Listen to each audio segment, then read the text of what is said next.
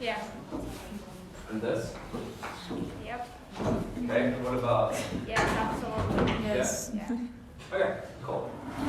So, world schools format. Why is it called world schools? Because it's the most popular format in the world, and because only school children are allowed to debate it. So not universities, so just high school, primary school, etc. Okay. So I think some of you are already somewhat familiar with this format. You have seen there's this thing called this house. As in, when you're going to see the motion, there's going to be an abbreviation, this house believes that, or this house would do something, this house supports something. Why is it this house? Because this comes from the British Parliament, where the house is the Parliament. So in the house, what they call the Parliament, you have the speaker, who kind of judges the debates, and then on one side you have the government, or you can say proposition, and on the other side you have opposition. So this is just an archaic way how to say, the motions. So that's quite simple. Okay. So how does the format work? So it's between two themes. Each theme has 3 speakers, but there are 4 speeches, not 3. More on that later. No.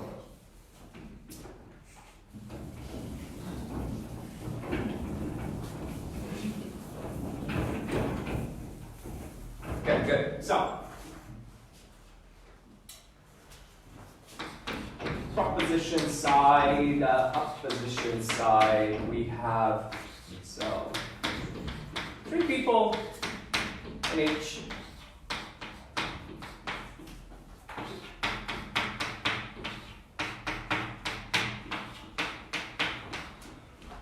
Whoops. Okay.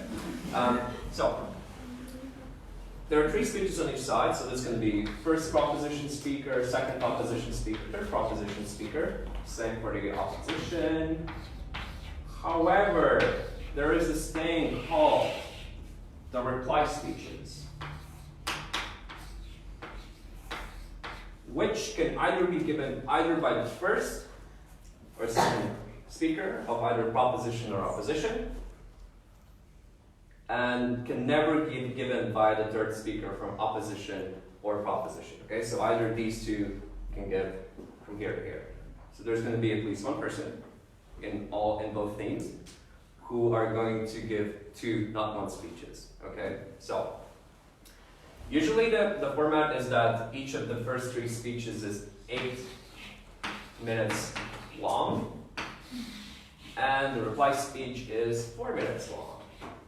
However, we are going to have a shortened debate. So in this tournament, we're going to have 5-minute speeches for first, 2, and third prop or op. And for the reply, we're not going to have not 4, but 3 minutes. So that's not the standard, but given this is a mini tournament, we're going to do exactly that. Okay, so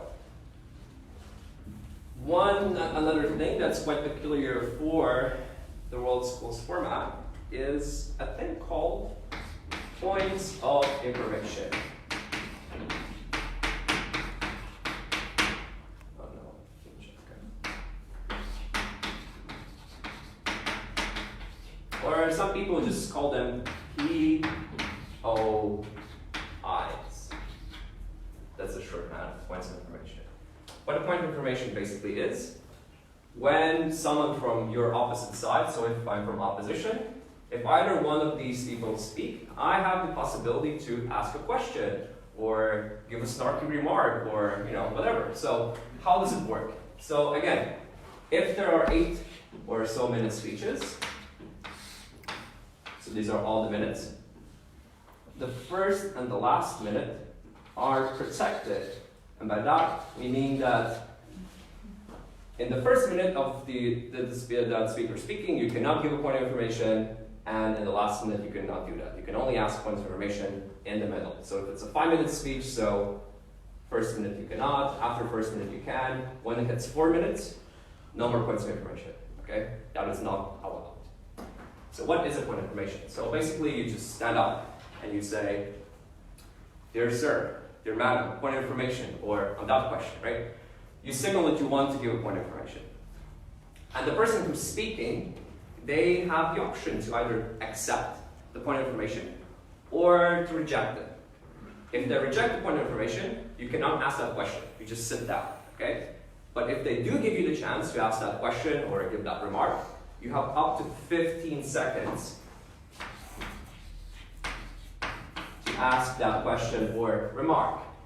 If you go over 15 seconds, that speaker can interrupt you and say, that's enough, you have plenty, okay? But if the person who's asking you the question or giving the remark hasn't reached their 15 seconds, let's say if the question is 10 seconds, it will be really impolite if you interrupt it, okay? So be careful about this. What is the whole point of these points of information? Just basically you want to confuse the other side, you want to ask them really challenging questions, you want to have more engagement in that debate. So that's the whole point of points of information. And actually they're quite fun. Okay, so now what I'm going to do, I'm going to go through each of the roles.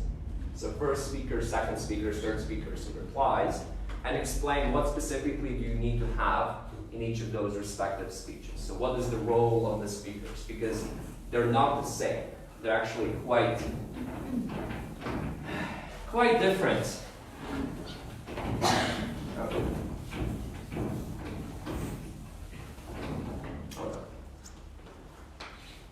Okay, I think that's good.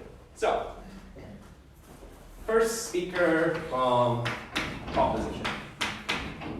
The very first thing you need to do in your speech is give a really cool introduction, okay? So, cool intro. What is not a cool introduction? It's not when you say, good day, ladies and gentlemen, I am the first speaker of proposition, and today I am arguing in favor of motion, and then you just repeat the motion, right? You never do that in world schools, okay? That is a waste of time. What is a good introduction? Say, I don't know, we have this problem we need to solve right now, and we as proposition, we're going to do this, right? That's a good introduction. Or, you know, we finally have to tackle this issue, or, you know, there's been so much pain and suffering in the world, we need to, you know, fix this, or whatever, you know. So something like a bit emotional, something a cool introduction, something that catches the attention of the judges. 5 to 10 seconds doing that, not more, okay? So then what you need to do is you need to explain your stance.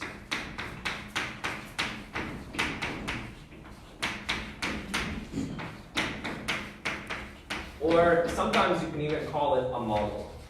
So what is a model? Let's say the motion is that, so this house would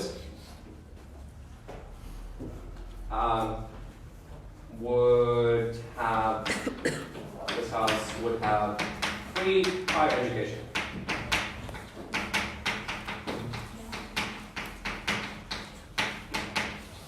Or this house would make higher education for free. Now, what you need to basically explain is, you know, what do I mean by that? For example, what the model here would be like. So if this were to be passed as a law, because you're the proposition, like you're the government. So the idea is how it would look like. I think a reasonable model for you to say is, so look, we want higher education to be free for everyone. How are we going to do this? You know, once people get their high school diploma, and if they pass, and if they want to go to a university, we're going to pay for that. We're going to pay for their tuition fees. How are we going to pay for this? By taxation money or something else, right? And that is good enough, right? You don't need to specifically go like through, I don't know, 7 bullet points of how this policy would look like, because this is not what this format is about.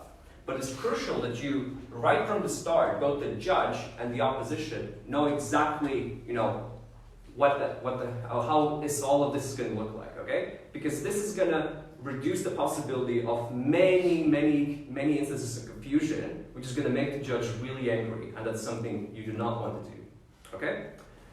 I'm going to give another example, so just to be very clear. So, this was this house would motion, right? What basically would means it's like a policy, right? So therefore you need to have a model if you have a policy. So it was, let's say, this house would ban fur as a clothing. So, you know, we're doing this policy. So what would be your model? Your model would be, so we will ban the production and sale of these furs, and if we're going to see someone walking around with the fur which is not artificial, we're going to take it away and give them a hefty fine or something like that, okay? Again, a model. However, as I said previously, there's also a thing called this house believes that, which is not so much of a policy debate. It's just like we believe in some sort of thing. So let's say the motion is, this house believes that free speech should not be restricted, okay? Free speech should not be restricted.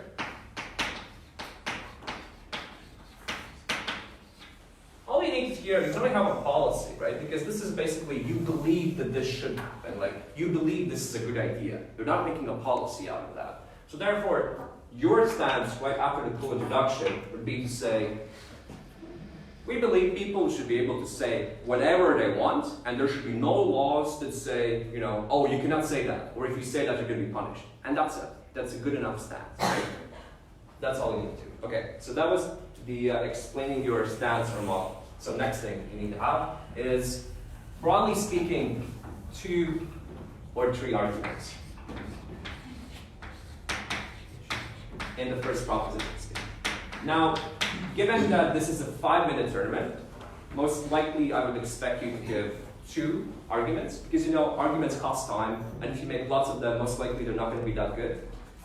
It's better to invest more time into a single argument than have like 5 separate ones which are quite weak, okay? So 2 would be okay here. In an 8-minute speech, 3 arguments is basically the standard, right? But here's the tricky part. What you need to do also is do a thing which is called flagging.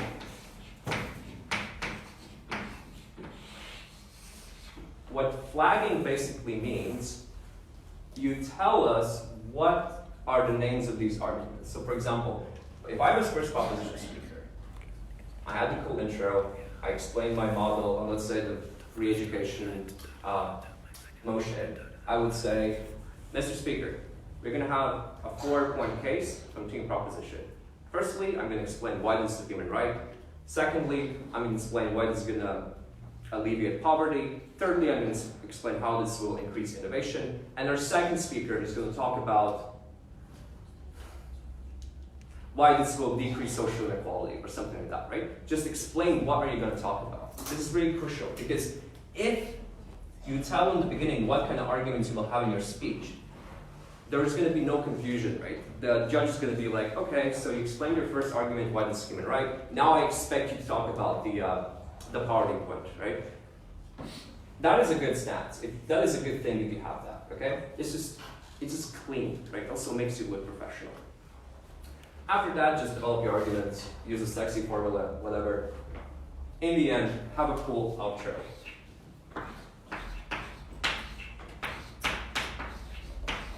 Outro is basically the same as an introduction, right? Just cool remarks in the end. And do not say that, oh, we strongly stand by this motion, or I am very, very proud to propose, and something like that, or I am the first speaker, now my speech has concluded. Do not do that, okay?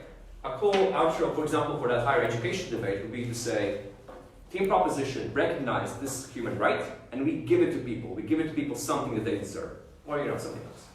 Okay? So that's good enough. So, that was first proposition speaker. Let us... Should the first speaker also introduce other speakers? Names? Yeah. So, the question was, I'm going to repeat the question because this is filmed. The question was, do you also need to introduce the other speakers of your team? And the answer is absolutely not. There's no need for do that because the judges have these thing called ballots, which already have your names, and they'll already know who's going to be the second and second speaker. The only instance where you refer to another speaker of your team is when you do the flagging, where you say, I'm going to have these 3 arguments, and my second speaker is going to have this one argument. And that's the only instance, okay? Cool. Thanks for that question. So can I have one more question? Yes. What about definitions? Should we give them? Definitions? Yeah. So I think it pretty much goes into the stance point. So you do not need to give a definition for, let's say if the motion was this house would give free higher education, you do not need to say what higher education means. I think it's I think we all know what higher education means. It's like colleges, universities, right? However, if the motion was, let's say, this house believes that animals' rights movements should strictly oppose furs or something like that, right? What does strictly oppose mean in this instance? You would not need to give a definition of the word oppose, because oppose means basically be against. But your stance would be how specifically you're opposing this. Are you campaigning against that? Are you showing buckets of paint on people who wear furs, you know? So the only instance where you need to give a definition is when you need to specifically explain how this would look like. You do not need to give the definition of the word itself, okay? Cool. Any other questions? Okay, so opposition. First speaker. First thing exactly the same, cool intro. So exactly the same as the proposition speaker. Then, exactly the same, give your stance or model if you want to. For example, let us return back to the free education motion. So proposition saying, oh, we're going to pay for them, right? A good opposition could say, well, we are obviously against that, but we are in favor of giving students loans so that they pay back themselves after they graduate, right? You can give a counter. This is called a counter model. As in, you also have a policy in place. You do not need to specifically have this, right? You can have it if you want to, right? Or like the only goal of the opposition is to rebut the proposition side, right? You're not to give your own like some sort of new policy or some sort of alternatives. If you want to, you can, but it's not required. All you need to do is to rebut their case, okay? But if you want to, that's also fine. Cool. So cool introduction, your stance, model if you want to, but it's definitely good to explain your stance, to say no. And whatever they said, the policies they want to have, we strictly oppose them. We will do none of that, okay? Just be very clear about this, because there are some opposition teams, and I kid you not, I think this also might even happen in this tournament, hopefully not, where first opposition speaker says, so team proposition had a model where they're going to do like 3 things. We're also going to do 2 of them. You cannot do that because your goal is to argue against the proposition, right? You cannot have the same ideas as proposition. Then you're not the opposition. You're just like another proposition, and then it doesn't make any sense, okay? Right, so what they need to do is do exactly the same. The flagging, say, you know, oh, one thing. Usually opposition speakers, first opposition speakers, have 2 arguments in 8-minute speeches. I think in 5-minute speeches you can maybe still have 2 arguments, but I think it's more likely you're going to have just 1 argument in 5-minute speeches. And you do exactly the same. You can say, Mr. or Madam Speaker, the judge, the speaker is the judge, again. Our case can have, let's say, 3 arguments. Firstly this, secondly I'm going to talk about this, and then our second speaker is going to talk about something else, okay? Do exactly the same flagging. And then, before you start the argument, you do a rebuttal.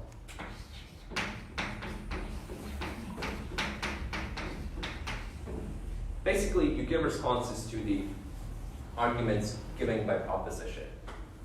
How can you do that?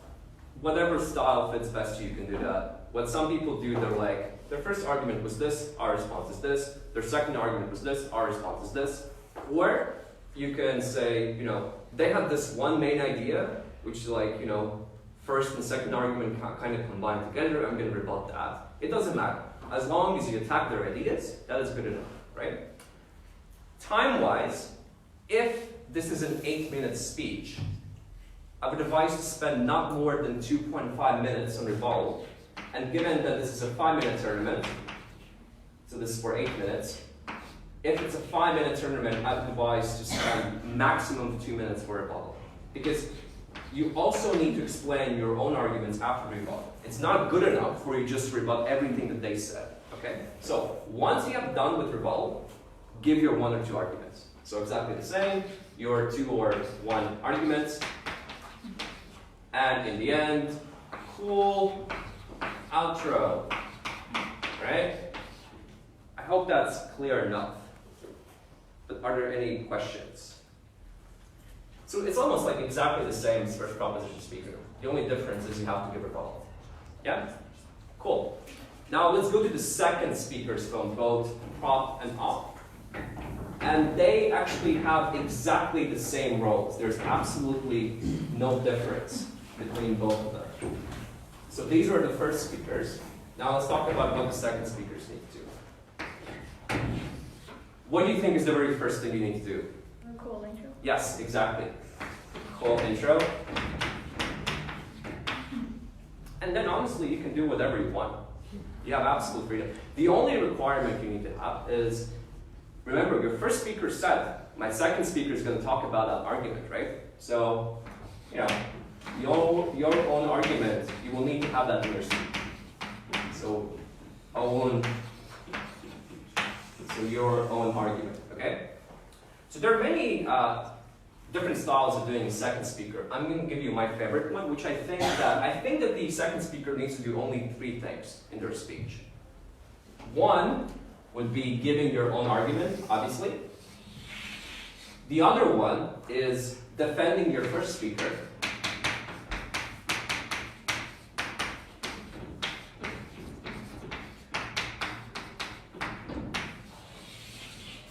So what that basically means is the other side gave rebuttal to your first speaker, and now you're giving rebuttal to their rebuttal, okay?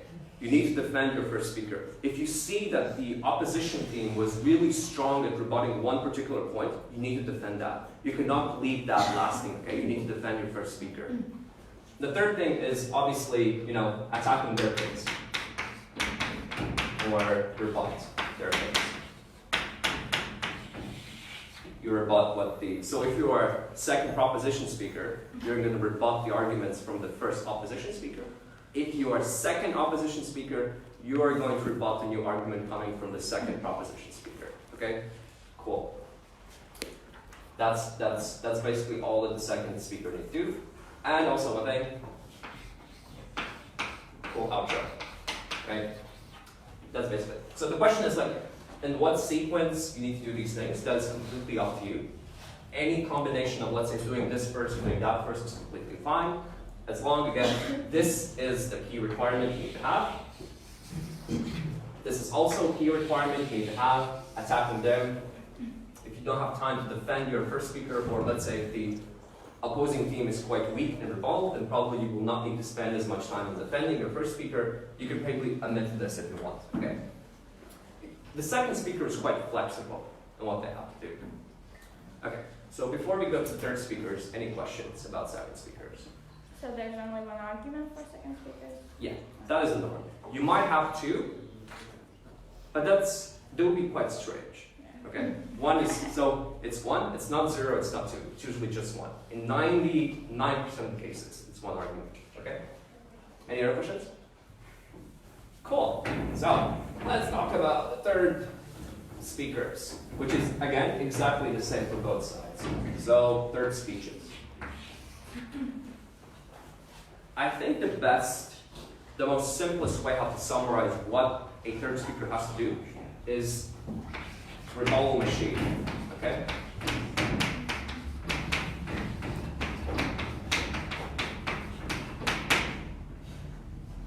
What you need to do as a third speaker is attack almost every single thing they said, which is important. You need to do the machine gun thing, okay? Do not make it so that one of their strong arguments is kept lasting. Surely they can make many points, you know, and some are going to be irrelevant, some are going to be more relevant. You have to destroy all of the irrelevant arguments. You are a rebuttal machine. You have no new arguments. So the key is here that there's no your own arguments. So only the first and second speakers can give their own arguments. So no own arguments. And your idea is basically to destroy the other side. So how do you do that? Again, there's many different styles. The most common one is structuring your case with clash points. Or you can call them as clashes, or whatever. What a clash point basically is one of their ideas is in opposition to one of our ideas. So for example, if we go back to the free education motion, I would predict one of the clash points in the speech would be, is higher education really a human right? Proposition says yes, we're saying no by default, okay? And you say, I'm going to answer this question or this clash point where two ideas collide, and I'm going to show to you that they're wrong and we are correct. We are right. Is that clear? Usually you need to have 2 or 3 clash points, which are different. No, again, different questions. In 5-minute speeches, probably it's going to be 2 clash points. In 8-minute speeches, 3 clash points. Okay? And again, you're really flexible in doing this. And one thing, I want to be very clear about this. The entirety of the third speech is written during the debate, right? When you have the prep time, you will have no chance, like, it will make absolutely no sense to write the third speech, because presumably, I do not believe that any of you can predict the future, okay? If you can, please contact me immediately, all right? So because of that, listen carefully to what happens in debate and make your speech on the fly, okay? Right. Any questions about third speeches? Good. Now, reply speeches. Before I talk about reply speeches, I want to be very clear about it. So we have the proposition here. We have the opposition here. So their first, second, third speaker, first, second, third speaker, R basically means reply speech. So the sequence is, I think it's quite understandable, but I'm going to just make this clear so there are no misunderstandings. First prop goes first, then it's first up, second prop, second up, third prop, third up. What do you think follows next? Opposition. Yeah, here's the trick, This is wrong. So actually, after the third opposition speech, the opposition reply gives their speech, again, either the first or second speaker, doesn't matter who you decide yourselves. And only then, in the very end, the proposition reply gives their speech. Why is it done so? Because the first proposition speaker, right, they didn't have a chance to reply to you. So the idea is to make it more fair. Proposition starts the debate, and also they conclude the debate, okay? So this is the only deviation in the sequence. So if you're opposition speaker, let's say second speaker, you're going to give the reply, do not be surprised after your third speaker's speech, the judge is going to say, and now I invite the opposition reply, okay? Because you're going to be next, okay? So I've seen some people being surprised by this. I hope that's not going to be the case here. So what does a reply speaker do? The basic idea of reply is, I think there's one rule you need to abide, which is no new stuff. Absolutely no new stuff. No new arguments, no new points of refutation or response to either side. The only things you can say in your speech is what already has happened in the debate, okay? The idea here is that, imagine you are really biased judges, and the debate has ended after the third speech of the opposition, and you want to explain in a really biased way why your team won, referring only to what happened during the first 3 speeches of each side. Another example how I was explained what reply speakers should do. So imagine if for the first 3 speakers, they have a huge battle, right? Where they have casualties on both sides.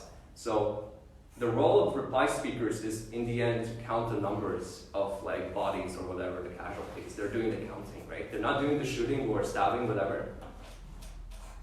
Perhaps not the most PG example, but what they're doing, they're just basically saying, they're like writing a history book about the battle, right? They're not participating in the battle, they're just describing it, okay? So how do you structure a reply speech? Usually what people do, they say, I have 2 main questions that were important in this debate, or imagine 2 worlds or something like that. You are really free in doing this. The main idea of reply is, you take the strongest points from each side and basically give a biased weighing where your side won, okay? Do not talk about every single thing that happened in the debate, because you don't have enough time for that. You only have 4, or in this case 3 minutes. You only take the most important stuff and explain critically why they lost the other side, okay? And also, you are more than welcome to make really good jokes in the reply speech. The reply speech has to be interesting, not boring, and preferably very entertaining, okay? If you can achieve that by also not just making a stand-up comedy routine, you are in good grounds, all right? And do not be surprised if in your reply speech the judge is not writing anything down. Because again, you're not supposed to give your stuff. So if the judge is not writing anything down, it doesn't mean that they hate your speech. It's just that they're like, I'm not going to write anything down because there's no new stuff. I'm just going to listen, and in my head I'm going to think, yeah or no, okay? So do not be surprised by that. In the reply speech, no points of information can be given or received. Because remember, the first 3 speakers, the first and last minute were protected. Reply speech, no points of information. Never, ever. Okay? No points of information there. Another thing which I kind of forget to say is, how many points of information do you need to accept, right? So, again, reply speakers, no points of information. The first, second, third speaker, you can ask points of information, but not during the first and last minute, which are protected. So how many POIs do you usually need to take? Again, POI is a shorthand for point of information. If it's an 8-minute speech, requirement is 2. If it's a 5-minute speech, 7. No, I'm kidding. It's actually, no, it's just 1. It's just 1, okay? Do not be afraid of taking POIs, because if you're going to actively ignore the other side in not accepting their POIs, the judge is going to think you're a coward and they're going to take the points away from you. However, if you take too many, let's say not 2 but 5, the judge is going to probably think, oh, yeah, that speech wasn't that prepared, probably has nothing to say for their own. So they're just like asking, they're just receiving the questions from the other side. Please stick to 2 and 1. Always, with no exceptions. With just one exception. And that is, there are some cases where the other side is not asking any questions, right? They're just sitting there, and just standing and thinking, oh no, I need to accept 2. If your opposite team has only asked like 1 or 2 points of information throughout your speech, do not be afraid you haven't accepted any, because it's their fault, because they are the passive ones, okay? The judge is not going to punish you if you haven't accepted any. However, if in a 5-minute speech they've asked a point of information for like 6 times and you haven't taken any, that's your fault, because you had the possibility to take the point of information. Okay? So keep in mind that. Right. Before I go on, any questions about reply speakers? Good. Now I want to talk about how the World Schools format is actually judged. So how are the judges going to make a decision on who wins and who loses ultimately? There are 3 main criteria by which World School is being judged. So I'm going to make a pie chart.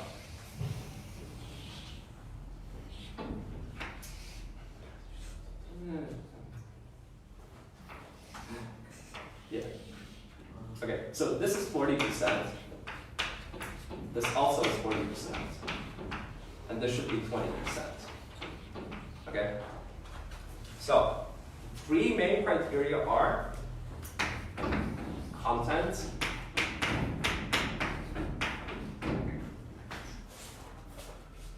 style, and last but not least, strategy.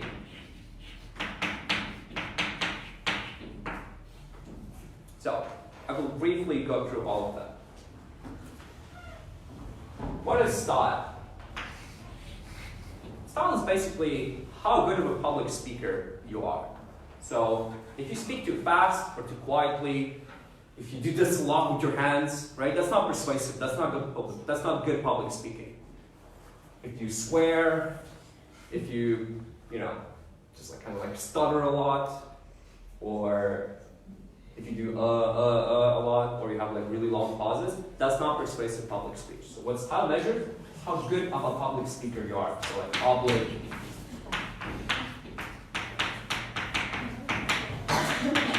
Alright? So you want to have the best gestures, right? You want to have controlled, strong, assertive gestures. You want to have some sort of voice modulation, so it's not like, so you're not talking like this all the time, where there's like no differentiation, there's like everything to say. Right? We need to take like pauses, or maybe talk a bit fast in this case, and then when you want to emphasize something, you talk a bit slowly, or something like that, right? Note that it's 40% of your overall points. That is a lot, 40%, okay? So keep that in mind if you need to be a good public speaker. Just one thing, I want to be very clear about something, especially to the audience listening. Your ability to speak English is not something that is determined by style, okay? Accent is not style. If you make a grammatical mistake, not style, okay? So if someone has poor English, you do not take points away from them, because that's not style, okay? And if their accent is like, really weird or foreign, you do not take points away from style, okay? That is a big no-no. You must absolutely never do that. Ever. Okay, good. Never stop. Now, content. The logic you have in your argumentation. So content basically means the content of your arguments, right? So, how logical they are. So logic is an important thing. So if so that you do not contradict yourself during the argument, that'll be quite bad. Or how many good examples do you have? I think generally, once we hear a strong argument, right, we kind of can tell that it's good content, right? A strong argument is something that's rigorous, something where, a person says, so 3 reasons why this is true, or 2 reasons why you should care about this, or I will illustrate this by 2 examples, or we solve this crucial problem, or all these kind of good stuff. That is content. Equally weighed as style. So do not bank completely on content. You also need to be good public speakers, right? Do not just focus on this. That is what some people miss in this format. You also need to focus on this. Okay, lastly, strategy. I actually don't like that it's called strategy because, it doesn't mean what you think it means. What it means is a couple of things. Timing. By that I mean, if the speaker has given 5 minutes to speak, and they only speak for 2 or 3, you do not abide by the time. You need to speak exactly 5, or maybe 10 seconds more, or a bit less, right? Also, if you're given 5 minutes to speak, you cannot speak for 6, right? Because you're only given 5. So if you go over time, or under time by, let's say, at least 30 seconds or 1 minute, we need to take points away from that because that's poor timing. Another thing in strategies is points of information. What that basically means, if a speaker has accepted 2 or 1 points of information, and if they have been active in asking points of information, that is good strategy. If they accept 0 points of information, poor strategy. I'm going to take away points, okay? Another thing with strategy is, I hate this. Okay. Another thing for strategy is prioritization.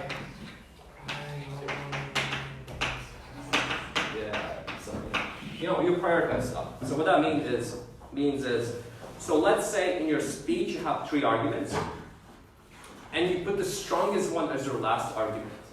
That doesn't make any sense. Your strongest argument should come at the very first, okay? And if the judge is like, okay, the first argument was quite weak, the second one was a bit okay, but the third one was like really good. Oh wait, doesn't make any sense because, strategy says you should always put your strongest argument first, so I'm going to take away points.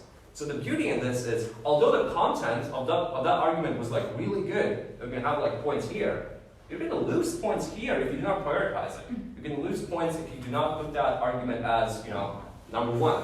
Okay? That is, the last thing about strategy is also team cohesion. What that basically means is if the team as a whole, it looks like, you know, they're working together as a team. So what I mean, but I'm going to give you examples. So let's say two speakers have like, you know, they talk in their introductions about the same issues. In their speech, they also say, you know, this is the most important thing in this debate. They said this, they're wrong. And then the third speaker comes up and talks about completely something different, right? Something completely foreign from the first two speakers. The introduction is like miles away in content from what the first two talked about. That is not a cohesive theme. It more looks like we have like two themes in one theme. We have the first and second prop, and then the third proposition is like, what is he or she doing exactly? That's like, you know, you're not really helping your teammates, okay? So try to talk about the kind of stuff that was already talked previously in the debate, you know? Don't come up and start a completely new debate or something completely crazy, okay? That is basically what team cohesion means. Yes, are there any questions about how we, you know, judge you in this format? Yeah, I have a question about Yes. that prioritization. Mm-hmm. For example, if the team thinks the first argument that they gave was the most important, the most effective, but the judge think that it was the weakest, and they have like mixed us, how do you like judge that? Well, what the judge decides is what the decision will be. Okay. So if your opinion goes against the judge's opinion, I'm sorry to say, you have lost, right? Yeah. The judge is in absolute control of deciding what's going to happen in this debate. But remember, with great power comes great responsibility. Any other questions? Yes? I have not about judging actually, but can I ask them? Sorry? I have not about judging, but can I ask some? Oh, something else? Yeah. Okay, but before that, anything about judging? Then I'm going to go through. Yeah. Cool. Yes, your question. So, yeah, first of all, when you're asked for information, do you want to finish your thought? Can you say something like, oh, I'll finish my sentence and then I'll answer your point? Yeah, as long as you answer the point of information, that's perfectly fine. However, I don't think that's quite, there's a smarter way how you to do this. So, let's say you're giving a point, you see the person standing up, right? And in your head you're like, oh no, I still need to like finish two sentences I want to talk about. What you can do is show like, or say, in a second, then you finish, no? But don't make that other person stand up for too long. If you make that person stand up for like more than half a minute, you're doing what the Turkish do. You know what Turkish debaters do?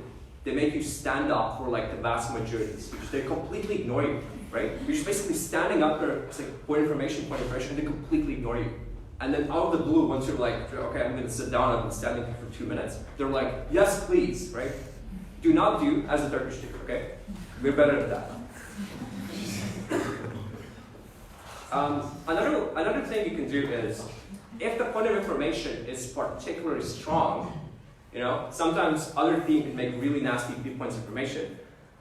You could say, but be very careful about this. This is the nuclear option. You say, yes, so our next speaker is going to respond to that point of information, right? But if you do that, then your next speaker, the very first thing is not the cool introduction, it's the response to the point of information, right?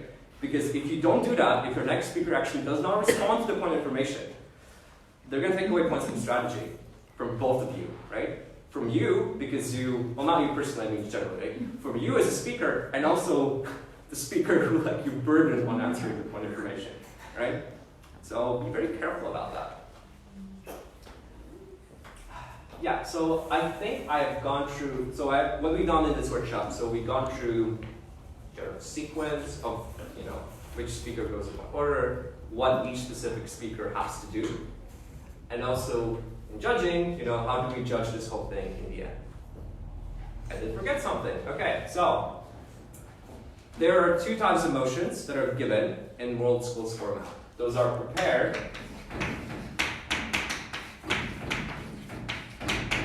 and impromptu. So impromptu comes from Latin. It's basically a fancy way of saying like on the spot, right? So like right now.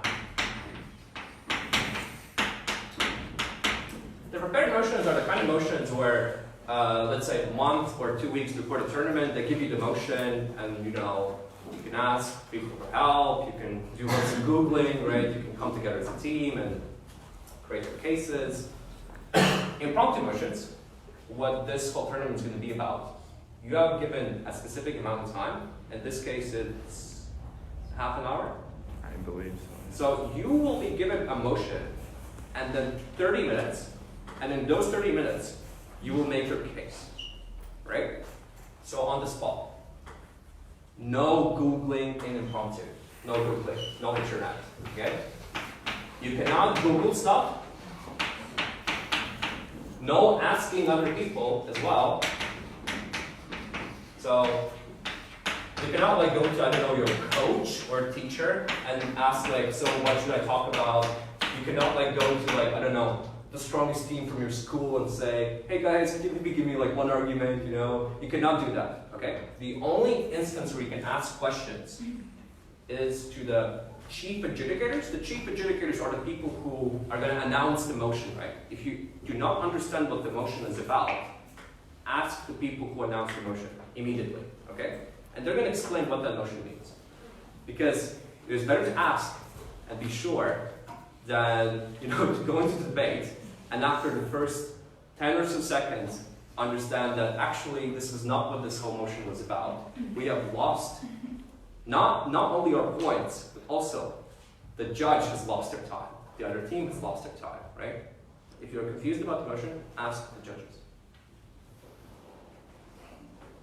Yeah, I think that should be all. Are there any general questions about anything about world schools at all? Yes? Can we maybe use our phones to see the time, like how much has passed or? So the question was, can we use our phones to keep track of time? The answer is yes. Also, during your speeches, you can take the phone with you as you're speaking and, put the timer so that you know when to stop or know what time you need to allocate for each space, so that, the strategy thing doesn't hurt you. You can absolutely do that. Yes? Can we use our phones to translate something?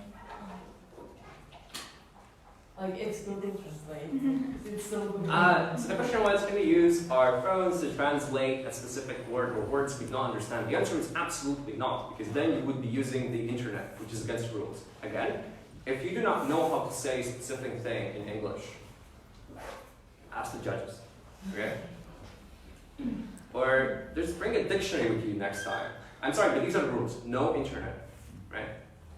Yes? So, before rebutting, the first speaker of the opposition team has to say why they don't agree with the stance of the proposition. So basically, for the judge, it must be absolutely clear what exactly opposition is doing here, right? Sometimes the motions are so well worded that there's absolutely no need for opposition to say anything. So I will give you an example. So let's say the motion is this house would ban all guns, right? Oh wait, no, actually it's a good example. But let me think of this bad motion. This house would take away all guns, okay? So in this instance, the proposition says, what do we mean by take away all guns? We go to their houses, search them, we take them away, if we find someone with a gun, you're going to go to prison. The opposition has to explain something, right? And here's the beauty of having a stance. So if opposition says nothing, then are they in favor of every single person having a gun?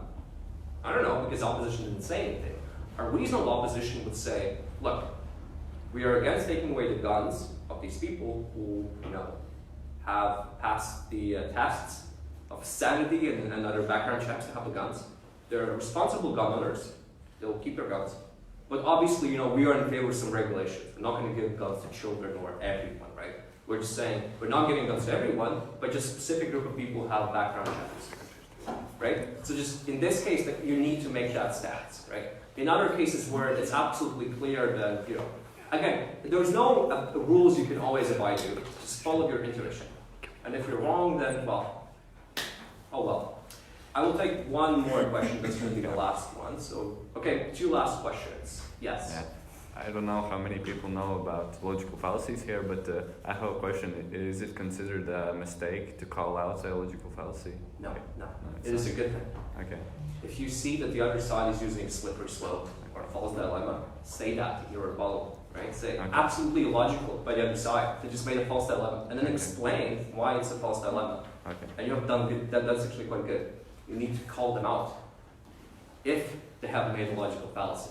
If not, then very last question. Are there timeouts in this format? Like a specific amount of time that every team has to take some time between their speeches? Yes, that's the thing I forgot. So, for example, in Karl Popper, there are 5 minutes for each side where, before the speaker has to speak, they say, I want to take 1 or 2 minutes to prepare. In this format, there's no such thing.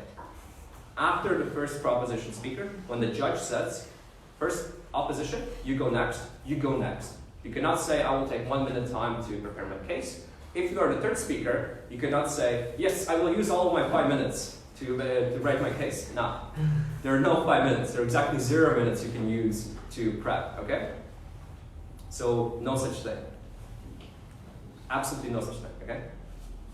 Right, so thank you all. We went a bit over time, but that was not due to me, that was due to the good questions you asked. So I hope this has been clear also to our listeners how this format works. It's actually quite simple. The amount of rules are not that many, there are just quite few, and I think the format makes sense. So thank you all and best of luck in this program.